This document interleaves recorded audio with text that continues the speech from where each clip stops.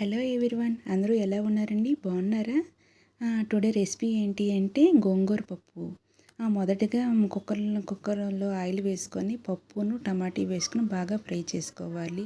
బాగా ఫ్రై అయిన తర్వాత గ్లాసుల పప్పుకి 2 గ్లాసులు వాటర్ వేసుకొని కుక్కర్ విజిల్ ఇచ్చుకోవాలి. ఒక 4-5 విజిల్ ఇచ్చుకొని బాగా ఇచ్చేసుకోవాలి, ఉడకబెట్టుకోవాలి. ఆ తర్వాత ఇంకో పక్క కళాయి పెట్టుకొని అందులో ఆయిల్ వేసుకొని బాగా అదే గోంగూరని చిక్కేసి కడిగిన దాన్ని వచ్చి అందులో వేసుకొని బాగా ఫ్రై చేసుకోవాలి.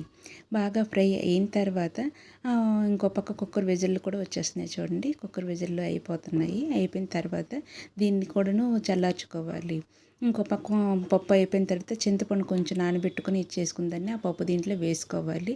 ఇంకో పక్క ఇది అయింది కదా, ఈ గోంగూర చికెన్ది ఉడకబెట్టింది అదేమో వచ్చి మిక్సీ చేసుకోవాలి. మిక్సీ చేసుకుని ఈ పప్పు దీంట్లోనే పులుసు దీంట్లోనే వేసుకోవాలి. వేసుకొని బాగాను కెళ్ళినంత వరకు ఉంచుకోవాలి. కెళ్ళినంత వరకు ఉంచుకొని అందులో ఉప్పు కారం వేసుకొని బాగా ఎంత ఎక్కువ కెళ్ళితే అంత మంచి స్మెల్ వస్తుందండి. ఆ స్మెల్కి ఆ టేస్ట్ చాలా బాగా వస్తుంది అన్నమాట. మీరు ఎంత బాగా కెళ్ళించుకుంటే అంత మంచిది అన్నమాట.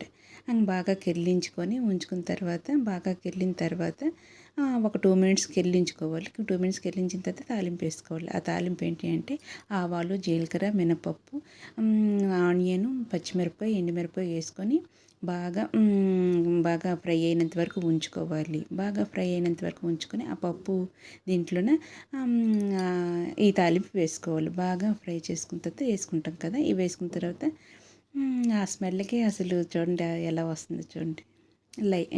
ఈ వీడియో మీకు నచ్చినట్లయితే లైక్ చేయండి, షేర్ చేయండి, సబ్స్క్రైబ్ చేయండి ఫ్రెండ్స్.